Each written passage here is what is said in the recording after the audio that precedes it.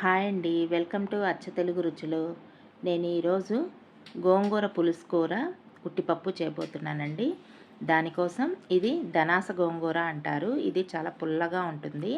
Taste అయితే super అంటే సూపర్గా ఉంటుంది. అది శుభ్రంగా వాష్ చేసి పెట్టుకున్నాను.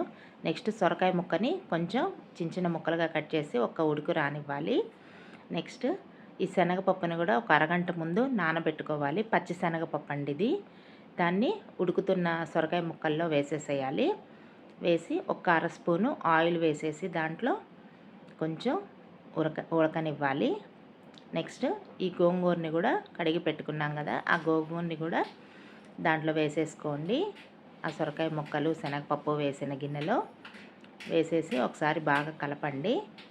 నెక్స్ట్ మనం సన్నగా తరిగి పెట్టుకున్న టమాటా, ఉల్లిపాయ, ఒక 4-5 పచ్చిమిరపకాయలు ఇవి కూడా ఆ గోంగూరలో వేసేసి ఒకసారి పైకి కిందకి బాగా కలపండి. నెక్స్ట్ రుచికి సరిపడా ఉప్పు వేసుకొని పసుపు వేసుకొని మళ్ళీ కలపాలి. చూడండి, ఇట్లా సొరకాయ ముక్కలు ఈ టమాటా ఉల్లిపాయ వేయడం వల్ల గోంగూర పులుసు కూర టేస్ట్ చాలా బాగుంటుంది. మధ్య మధ్యలో శనగపప్పు కూడా తగులుతూ అది మూత పెట్టేసి ఒక పావుగంట తర్వాత చూడండి ఇలా మెత్తగా ఉడికిపోయి ఉంటుంది. ఇది బాగా మెత్తగా ఉడికిద్దండి. ఈ ధనాస గోంగూర చాలా టేస్ట్ ఉంటుంది. ఒకసారి ట్రై చేయండి మీరు.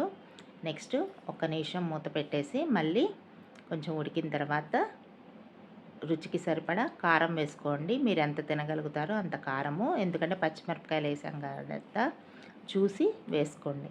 నెక్స్ట్ తాలింపు కోసం స్టవ్ వెలిగించుకొని బాండీ పెట్టుకొని దాంట్లో ఆయిల్ వేసుకొని ఆయిల్ హీట్ అయిన తర్వాత శనగపప్పు, మినప్పప్పు, జీలకర్ర, ఆవాలు వేసి ఫ్రై చేయాలి.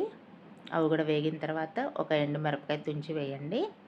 అది కూడా వేసాక నెక్స్ట్ కొంచెం ఇంగువ కూడా వేసి కరివేపాకు వేసి వేగిన తర్వాత ఆ తాలింపు మొత్తం ఆ గోంగూర పులుసు కూరలో వేసేసేయాలి. ఇంతేనండి, ధనాస గోంగూర పులుసు కూర రెడీ అండి. దీన్ని ఉట్టిపప్పులో వేసుకొని కలుపుకొని తింటే టేస్ట్ సూపర్ అంటే సూపర్ అండి. ఉట్టిపప్పు కూడా చూపిస్తున్నాను. దీన్ని ముందే నేను ఉడికించి పెట్టుకున్నాను. దాంట్లో రుచికి సరిపడా ఉప్పు వేసుకోవాలి. నెక్స్ట్ కొంచెం పసుపు కూడా వేసి, ఇది ఉట్టిపప్పు అండి, దీన్నే చప్పటి పప్పు అని కూడా అంటారు.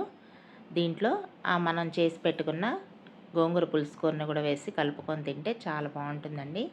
Thank you for watching. Please do like, share and subscribe to అచ్చ తెలుగు రుచులు.